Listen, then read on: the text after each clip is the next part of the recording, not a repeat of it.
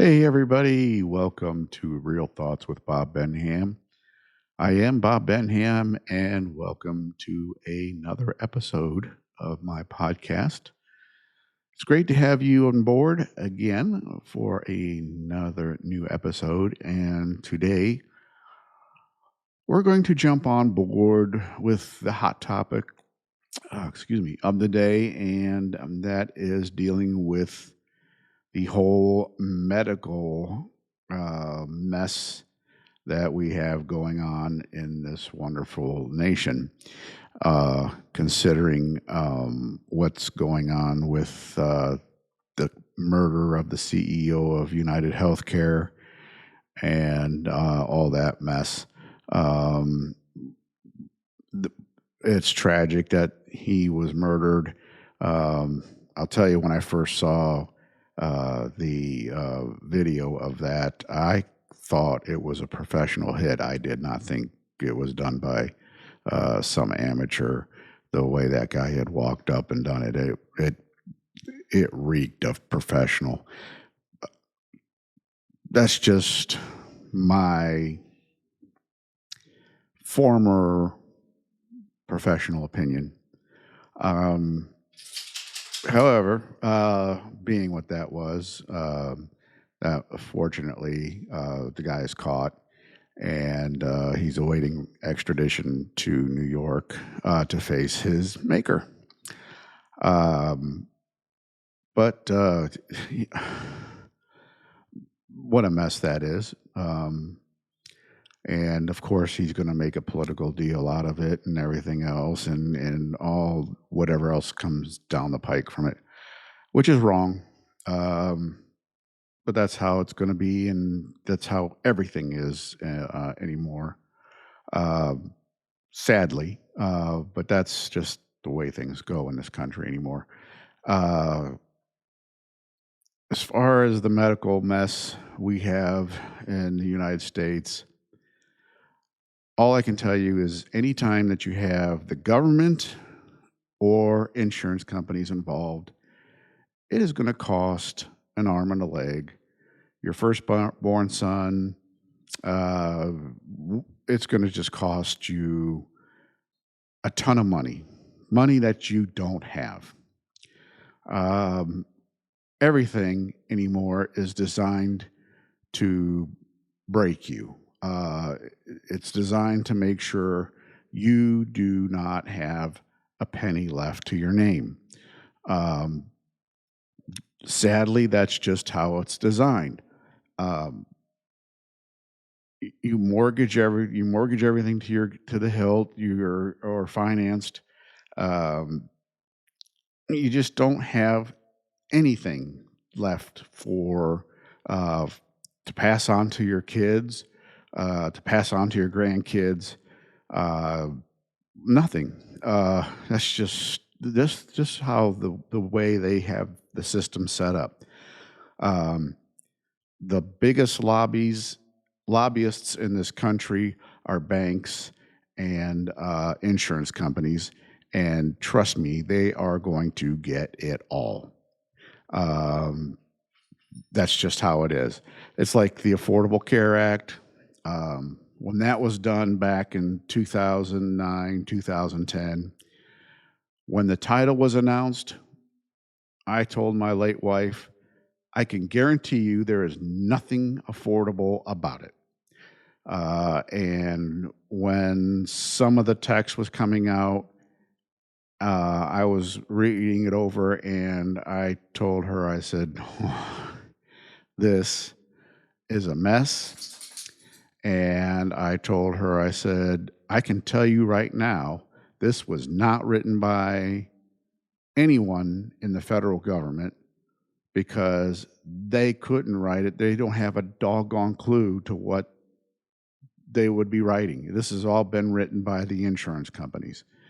And that's exactly how it was done. That's what how it was written. The insurance companies wrote every word of that legislation, and that's why Nancy Pelosi said we have to pass it to know what's in it.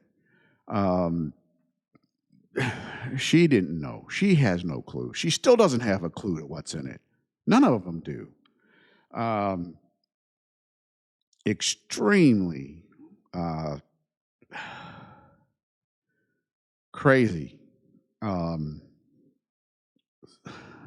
set of circumstances in that mess. Um,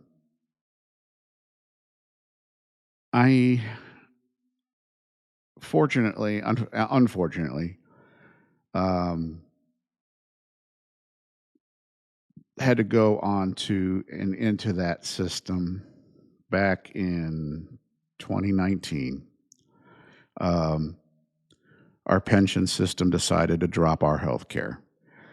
And so that left us on our own to find a healthcare plan uh, that fit our needs. And so here we are on Obamacare. And one of the things they don't tell you is Obamacare. If like, well, here's a good instance. My late wife and I, we were um, full time RVing, which means we uh, lived in our fifth wheel and we traveled the United States. That was our wish when we retired.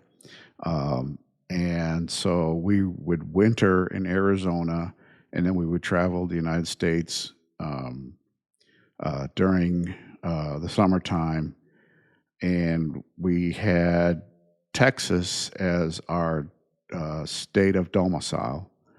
And we would go back to Texas for a month or two uh, during the year and take care of whatever business we had to in Texas. So we that was how we had it set up. Well, because we were in Arizona for the winter, um, and we lost our insurance at the end of 2018. Well, I did. My late wife passed in 2018. Um, when I lost my insurance, I had to get a new plan. Well, I didn't know what was going to happen, what I was going to do, if I was going to move, if I was going to. I didn't have the money to move at first. I mean, I couldn't go back to Texas because I had absolutely zero money to do so.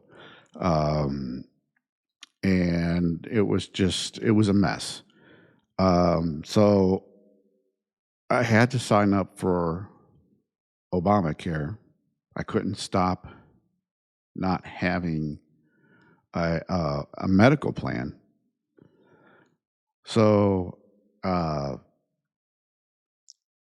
a friend of mine had suggested I try for the VA. So I got that process started.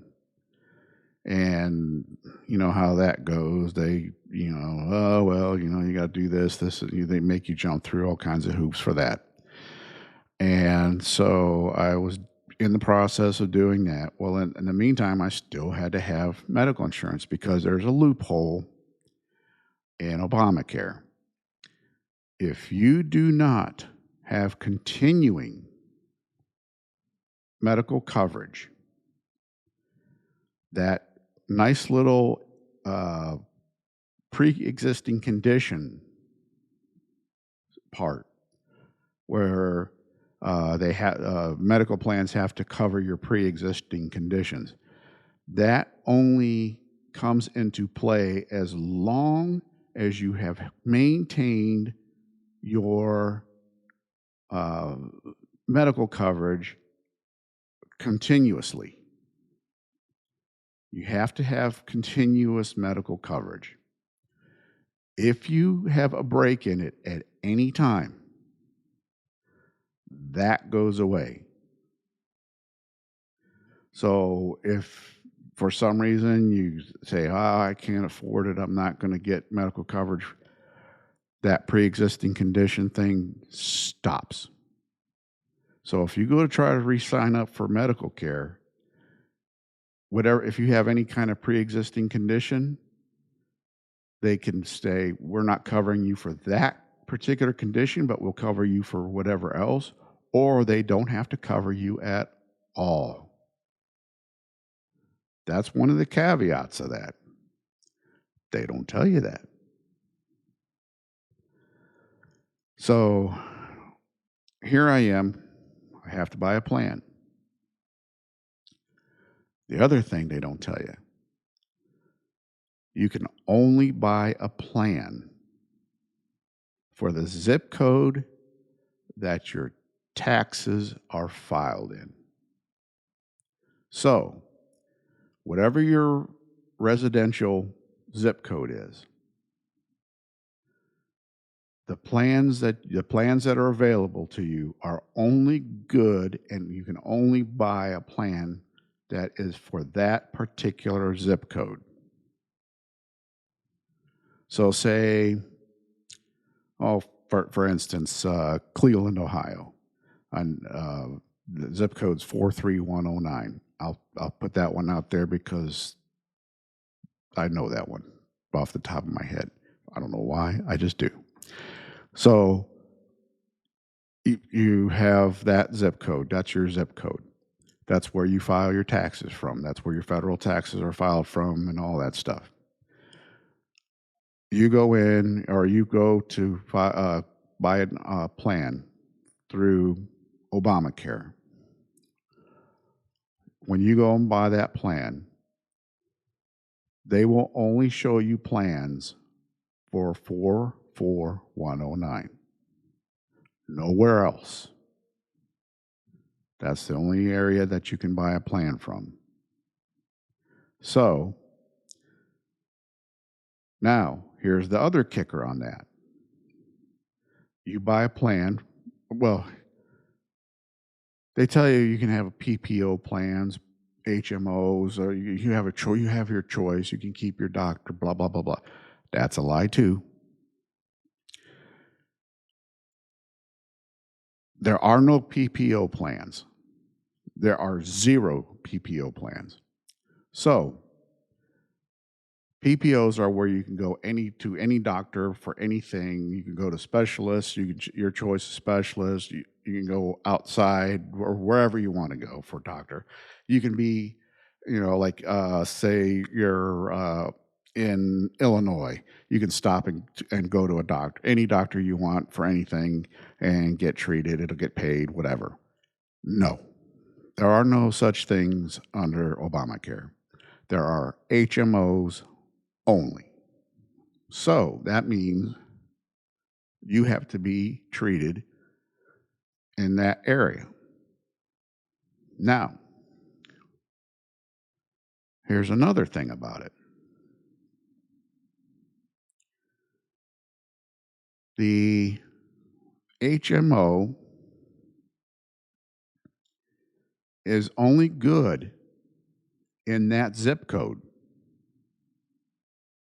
So you have to find a doctor in that zip code. Okay? So now you have to find a doctor in that zip code, 44109. And that doctor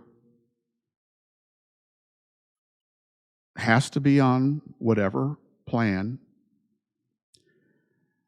And so now you find a doctor. The doctor's on that plan. For some reason, if you need to see a specialist, that doctor has to refer you to a specialist in his network. In his network. You can't go to you'd say, hey, doc, I know this specialist I'd been seeing before, and I'd like to go to him, and he's in the plan, but so if you could send me to him. No. If he's not in that doctor's network, forget it. That doctor's going to send you to the doctor in his network.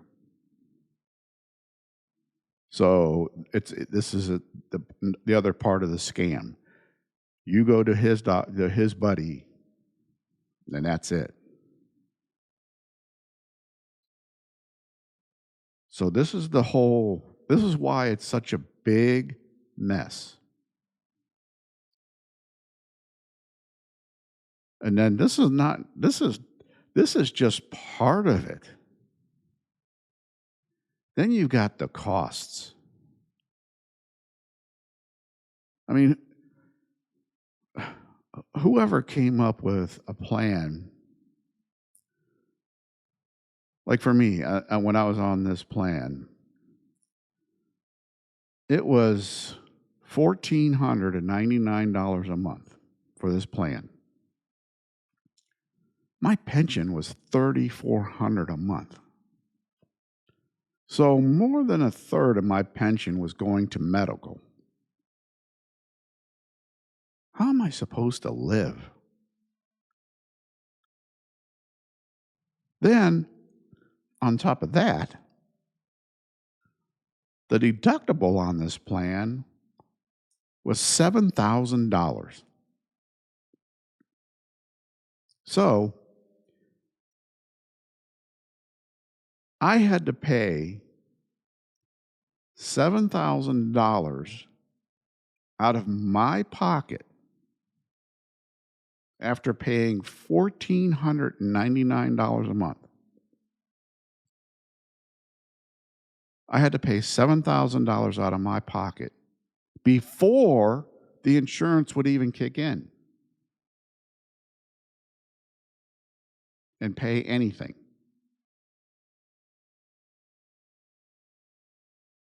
So now, I mean, you're looking at, $1,499 a month times 12, whatever that works out to, plus $7,000 more.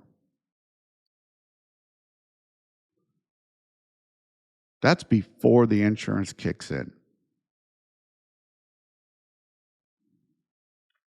Okay, so now we've got all that money, whatever that cost comes out to, and I'm not even going to get into that because it's beyond boggling and it's beyond the capability of my brain anymore. So now we're into it comes down to okay, now we pay a percentage. You pay, we pay 80, you pay 20%. Up to the next, you have to reach, I think it was $14,000 out of pocket. So now you got to get to that $14,000 mark out of pocket before they fully pay everything. You're never going to reach that. Never. You're barely going to reach the $7,000 unless you have some absolute catastrophe in that year. Never going to reach that. So, I mean, this is the scam they have going on. They're making money hand over fist off of you.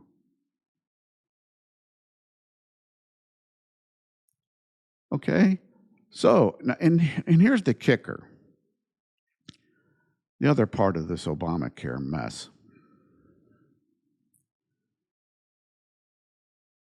The insurance companies are guaranteed to be paid whether you sign up or not.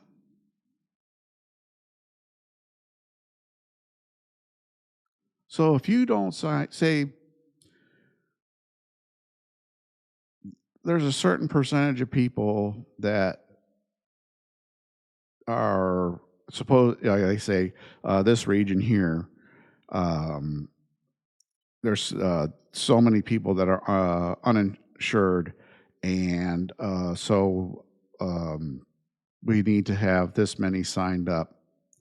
And if this, so we're going to have this many try to sign up. But if they don't all sign up, you get paid anyway. The government will subsidize it. Yeah.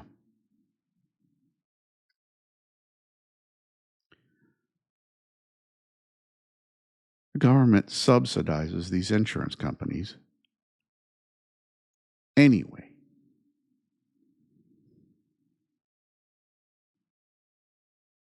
What a scam.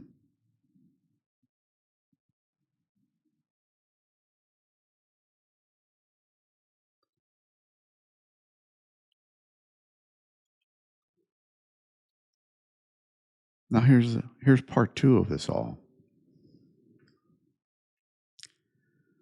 Back in 2019, I had to go to a urologist because I had an implant that was done in 2016, and I needed an adjustment done to that implant. And so I had no choice but to go see the urologist. And I didn't have insurance coverage in that area, and I'd been seeing that urologist for years, but I couldn't see her because my insurance didn't cover her there. I was in Arizona at the time. My insurance was only good in Texas, so it's no good. So here I am. I'm stuck. I'm like, well, I got to see her, but to get this taken care of. But what am I going to do? So I got on the phone. I called the office and I said, hey, I'm kind of in a bind here. I need to get this taken care of, but I don't know what you're going to charge me for coming in to see her. I'd have to do it as a cash payment. I can't do it under insurance because I don't have the coverage. The insurance I have isn't good for here. And she said, oh, cash payment? She says, oh, no problem. Office visit's $75. I said, what? She goes, yeah, it's a $75 office visit. I said, oh, okay. Well, yeah, I'll go ahead and schedule the appointment. So I scheduled the appointment. And I went in and had the appointment taken care of. Well, I wasn't thinking at the time. I did the appointment, no big deal, whatever. And it wasn't but probably about 2 or 3 months later, something just clicked, and I was like, wait a minute. Every time I went in there when I had insurance, I had a $60 copay. And I just paid $75 on a cash on a uninsured cash office visit. Wait a minute, something's not right here. So I went back and I pulled out my explanation of benefits from the insurance and stuff. I said, because there was just something not right.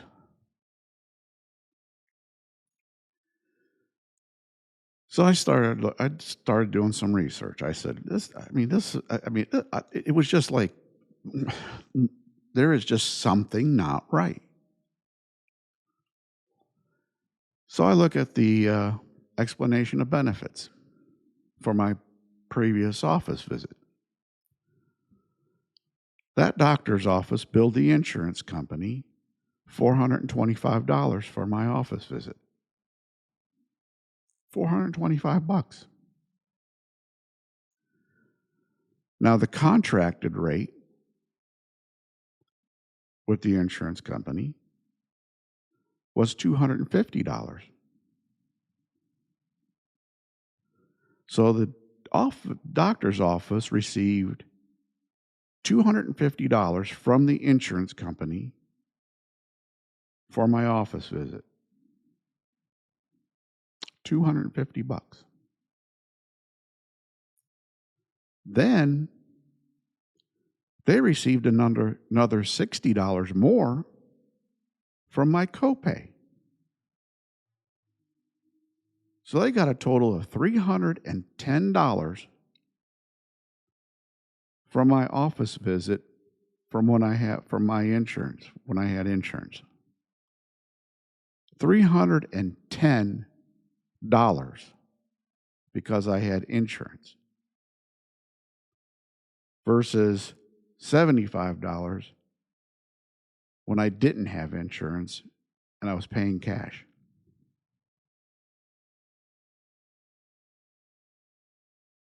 Something very crooked about that.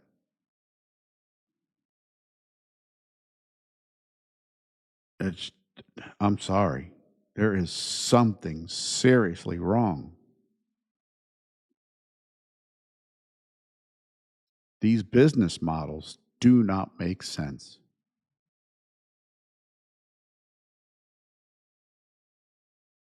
It's crazy. No wonder why everybody's up in arms. The business, I mean, it just does not make sense.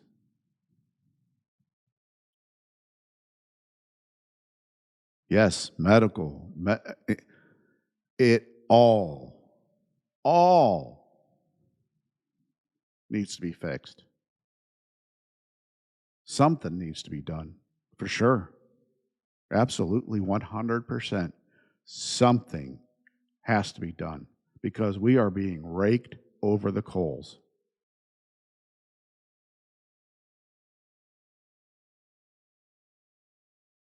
I'm lucky right now. I will. I'm going to tell you.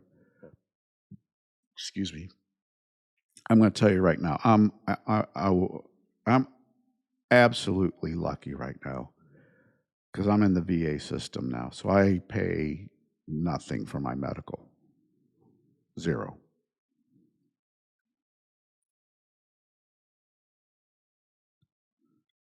My wife, not so lucky. She has to pay for hers. And the, I mean, it's I, when I see her bills, I just shake my head. That's all I can do. I mean, I just it's astounding to me because of all the co-pays, the amount of and the deductibles, the out-of-pocket costs before insurance kicks in. Um, there's no way people can live. And then the government wants to expand Medicaid. You know, why? Expanding Medicaid is just making it into a single payer system. They're trying to make it all government run. That's the worst thing that can happen. Granted, what we have now is not working. I mean, they're pricing this stuff to the moon. We can't pay this. The normal working person, it's priced way out of what we can afford. It's just crazy. But and it has to be brought under control for us to be able to continue. I mean, the cost of everything has to be brought into an area where we can continue. That's just how it is. I mean, everything's just out of control, and there's no reason for it. other than our government spending us into oblivion. I mean, $36 trillion in debt.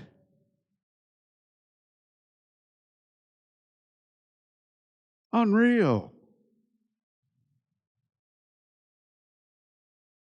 And people just think about it and look at it like, oh, well, that's no big deal.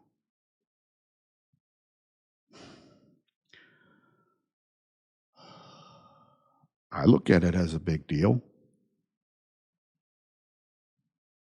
I look at it as a really big deal. I have to make my budget every month.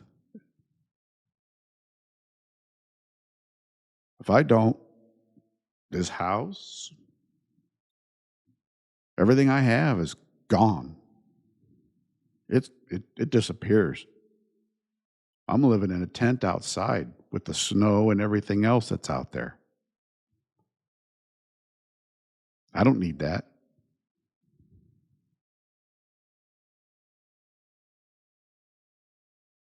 But we have lost our way in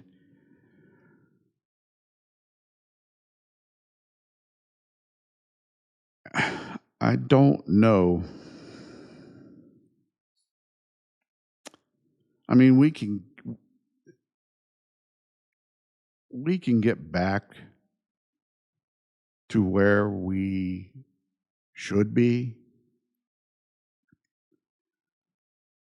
We can get rid of a lot of the bureaucracy that our government has swollen to, because there's a lot of it that doesn't need to be there.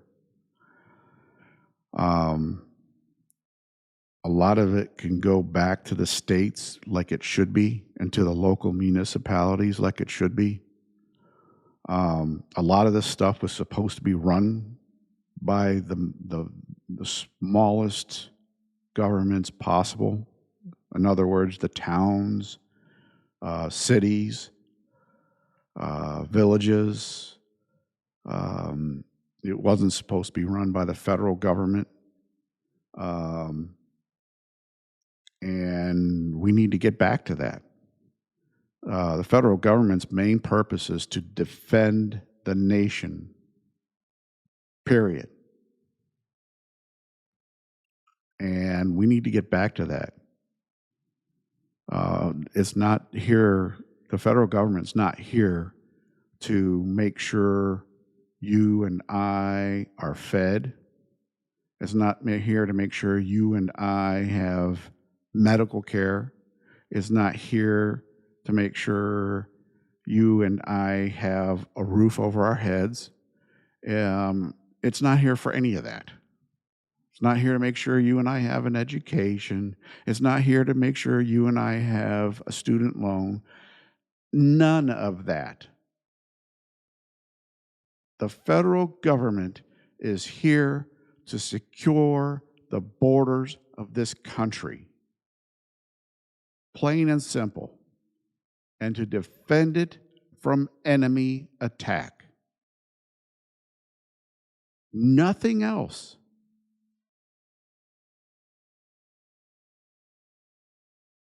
That is all it is here for. So get rid of the Department of Education, Department of Energy, all these stupid departments that are out there that have absolutely no use whatsoever, other than creating a job for Joe Blow because of this friend or that friend. These people, I mean, if you were to ask them what they do for a living and what actual contribution they are making toward anything, they couldn't tell you. They have no idea. They don't. They don't know what they're. They have no idea. They just don't.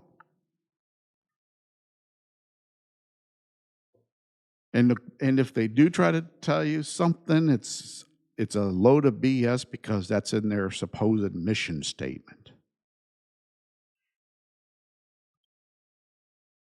So get rid of them.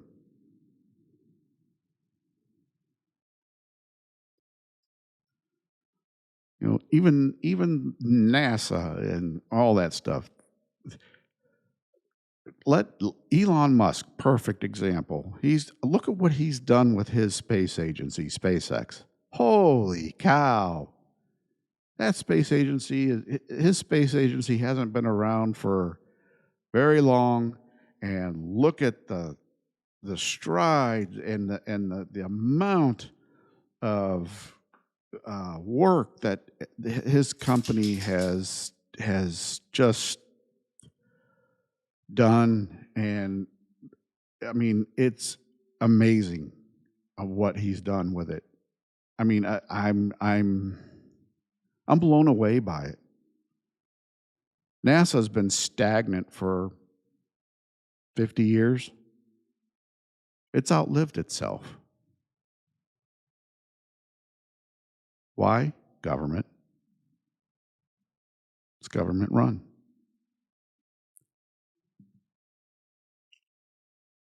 And then anytime you get the government involved, it dies. So, I mean, you just, we need to get rid of a lot, a lot, because this government is dysfunctional, and the proof is just in the pudding. I mean, you look everywhere at our government, and nothing is functioning right. Nothing. Uh, it's just a crying shame that of what it's become, and it needs to go backward and gotten rid of a lot of stuff, because it, like I said, it things were set up so that towns would handle town issues, town problems. If you had a school in a town, the town would handle that school. It was up to that town how to educate the kids. If the town needed roads, the town handled the roads. If the town needed sidewalks, the town handled getting the sidewalks. The town needed a bridge, it built the bridge. Now, you know, it's, yes, things have gotten so expensive that it's hard to do that. And we are our own worst enemy because of that. And you can thank the federal government for making it near impossible, because it keeps printing money to spend into oblivion. I mean, you look at this, the Fed's not supposed to be part of the government, it's supposed to be a separate entity.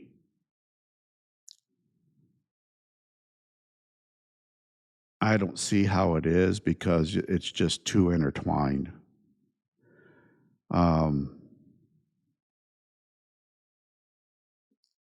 And something's got to be done about that as well. Um, there is absolutely no reason why the federal government cannot be operating on a budget. This crap of being on a continuing resolution now for what, the last, I can't even tell you how many years. I don't even remember the last budget that was passed. I think the last budget that was passed was probably under Bill Clinton. I don't think there ever was one done under Barack Obama or George Bush. I really don't remember the last budget that was passed for the federal government. They keep coming up with some dumb excuse. Oh, we don't agree on this, so we're just going to do a continuing resolution to keep the government funded. Please.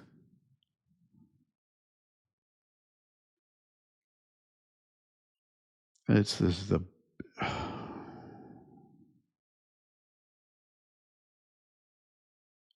it's sad what's going on. And I never ever thought I would see this in my lifetime. I never did.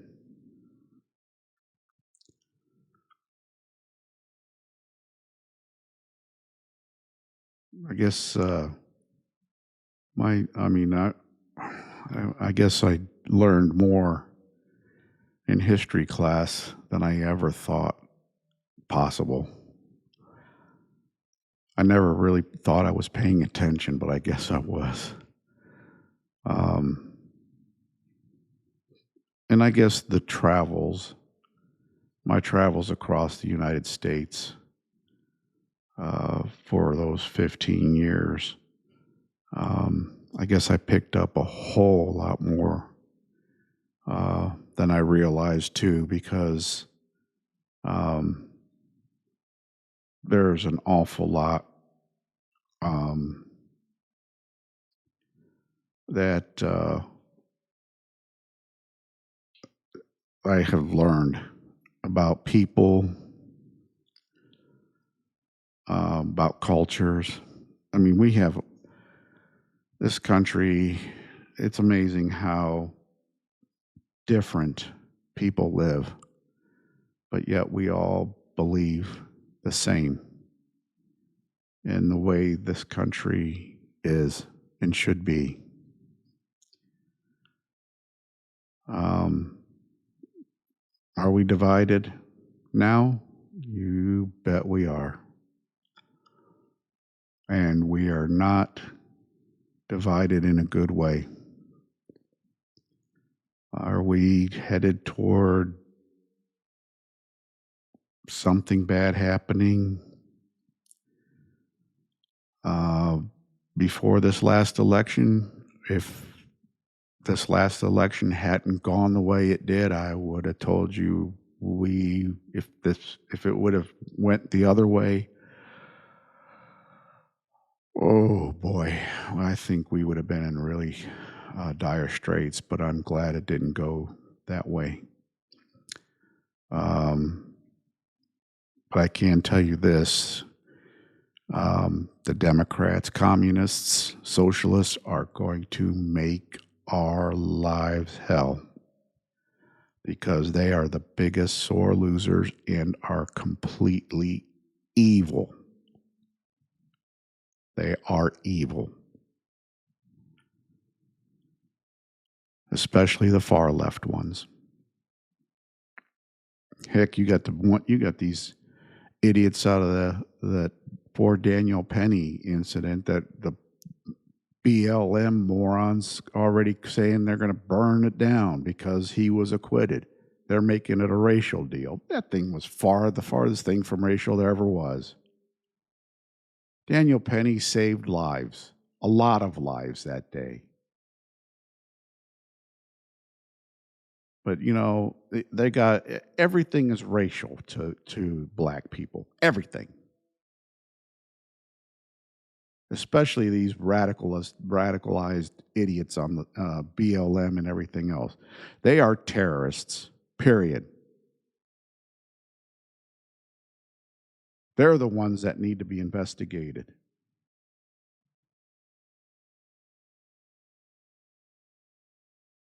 BLM, Black Panthers, all those groups, terrorists.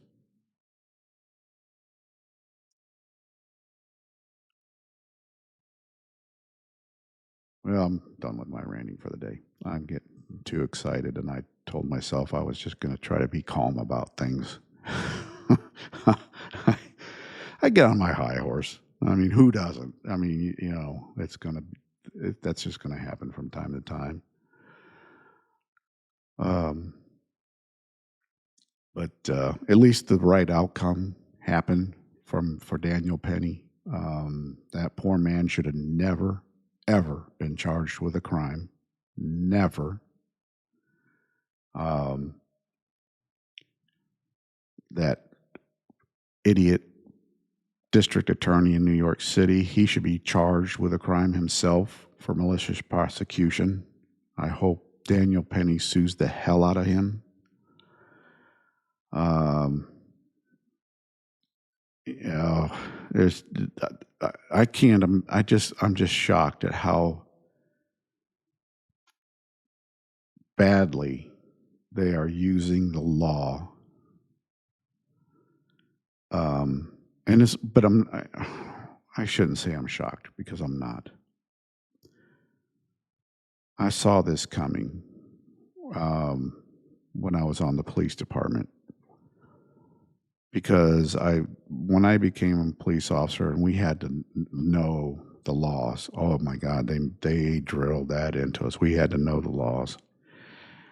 And when I would read the law and the language of the laws, I said, my gosh, they could really hurt somebody with this stuff if they had it out for somebody. And we're seeing it. We're seeing it right now. They're turning it into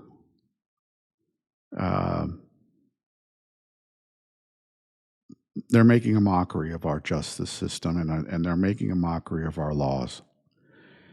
And it's the Democrats / communists / socialists that are doing it. And they are taking pride in doing so. And that's the scary part. And I hope and pray that we get the right people in place to get this stopped and nip it in the bud fast.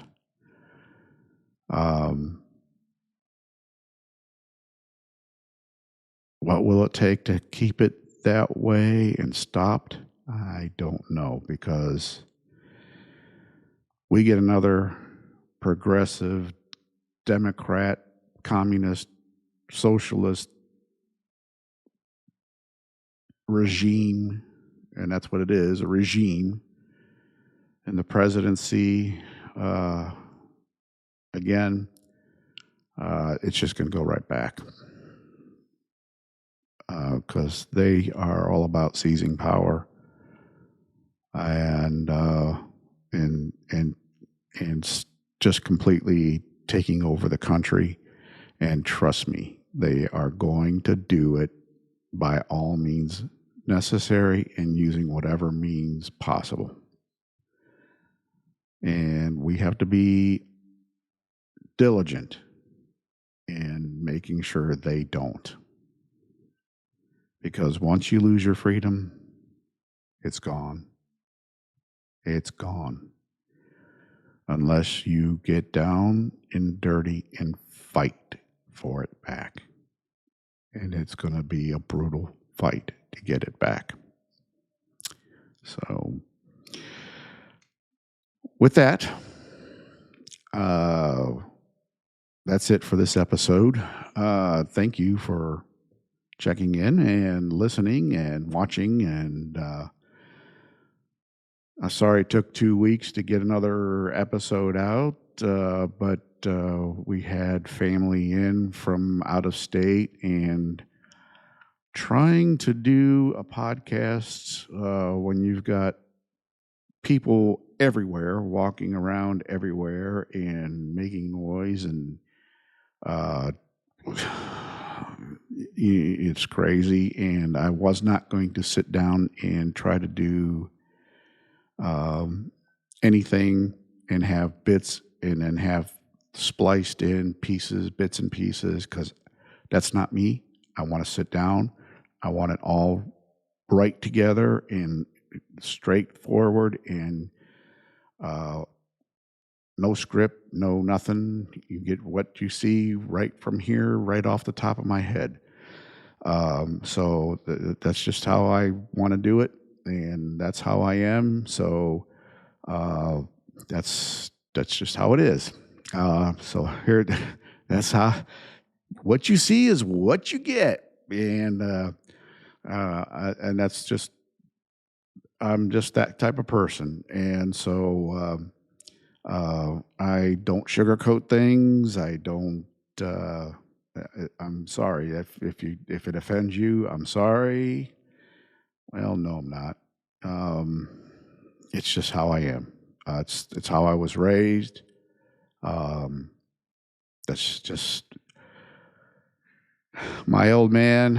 Uh, he used to say some pretty hard, straightforward stuff, and if it hurt you, it hurt, and you would go back and sulk and whatever, but it made me stronger. And if it weren't for him doing that, I would not be where I am in life today. And I have him to thank for that, because even though I'm not a rich man, even though I don't have, the material goods or whatever, I have everything I need in life, and that's all I can ever need, and I am thankful for. And you know, that's happiness. That's happiness. So with that, I hope everybody has a great next few days, and we will be working on something new. And God bless, and God bless the United States of America. And take care of yourselves. And until next time, take care. This is Bob Benham, and you've been watching and listening to Real Thoughts with Bob Benham. See you next time. Bye bye.